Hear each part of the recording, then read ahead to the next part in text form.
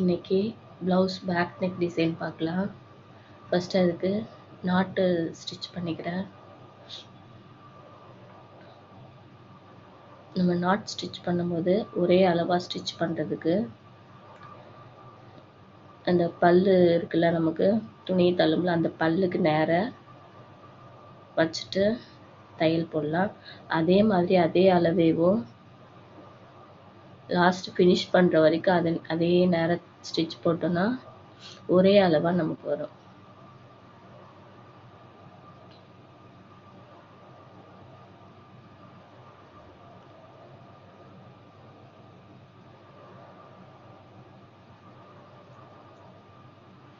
பாருங்க, ஒரே அளவாக இருக்கு.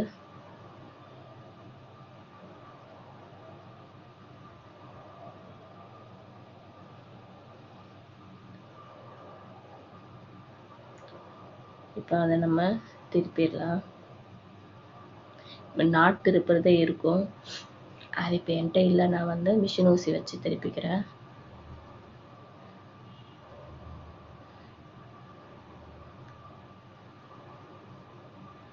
மிஷின் ஊசி வச்சு திருப்பும்போது ரெட்டையாக நூல் போட்டு 4ஆக வர மாதிரி கோர்த்துட்டு திருப்பிக்கலாம். நூல் அப்போ தான் இழுக்கும்போது கட் ஆகாமல் இருக்கும்.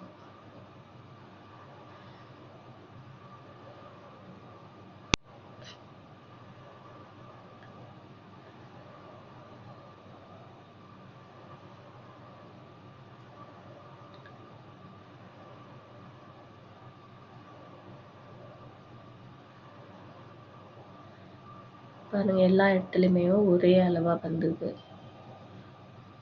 நாட் ஸ்டிச் பண்ணியாச்சு. நெக்ஸ்ட்டு நெக்கு எப்படி கட் பண்ணி ஸ்டிச் பண்ணலாம் அப்படின்னு சொல்லி பார்க்கலாம்.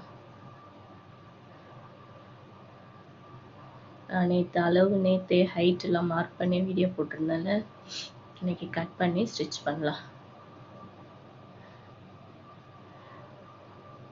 இந்த பானை மாதிரி வரும்ல, அந்த நெக் தான் கேட்டிருந்தாங்க.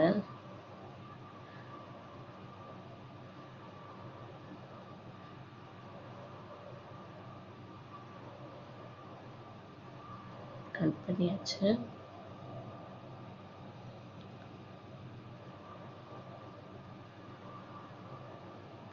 ஃபர்ஸ்ட் நாட் வைக்கிற இடத்த மார்க் பண்ணிக்கிறேன்.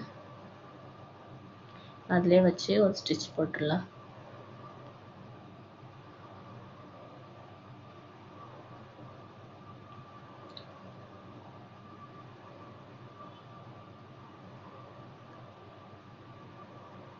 இந்த மாதிரி முதல்ல நம்ம நாட் வச்சிட்டோம்னா அது நாட்டு உள்ளவே போயிடும் அழகா. நம்ம வெளியில வச்சு தைக்க தேவையில்லை.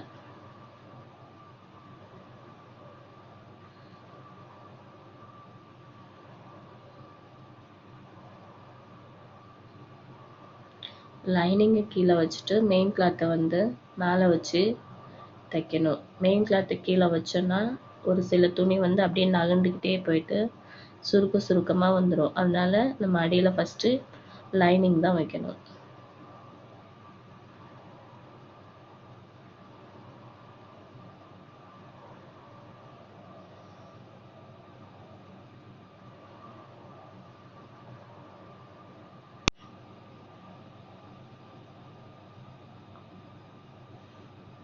அந்த வளைவுலாம் மெதுவாக தச்சு எடுத்தோம்னா வளைவு அழகாக வரும். வேகமாக தைக்கக்கூடாது நெக் தைக்கும்போது.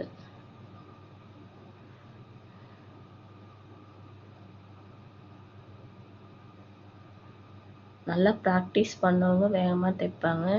ஸ்டார்டிங்கில் தைக்கும்போது பொறுமையாக தைச்சு அந்த டிசைனை கொண்டு வரணும், வளைவை.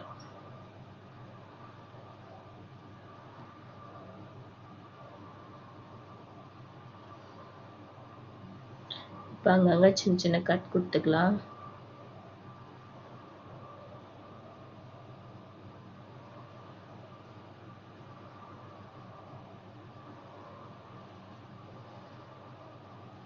இப்போ திருப்பி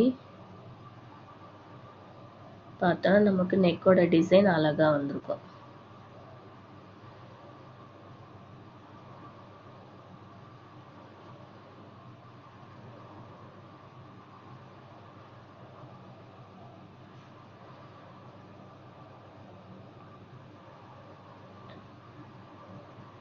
நான் வந்து பாருங்க ரொம்ப ஓரத்தில் எட்ஜில் தையல் போடாமல் நம்ம எம்மிங் பண்ணுவோம்ல கொஞ்சம் இடம் விட்டு அந்த அந்த இடத்துல இருந்து தையல் போடுறேன்.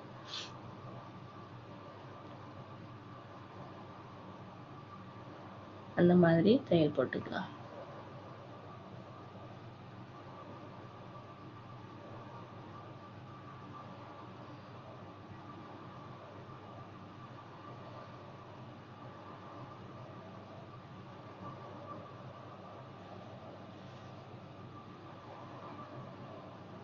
தையல் போட்டு முடிச்சிட்டோன்னா நெக்கோட வேலை வந்து முடிஞ்சது.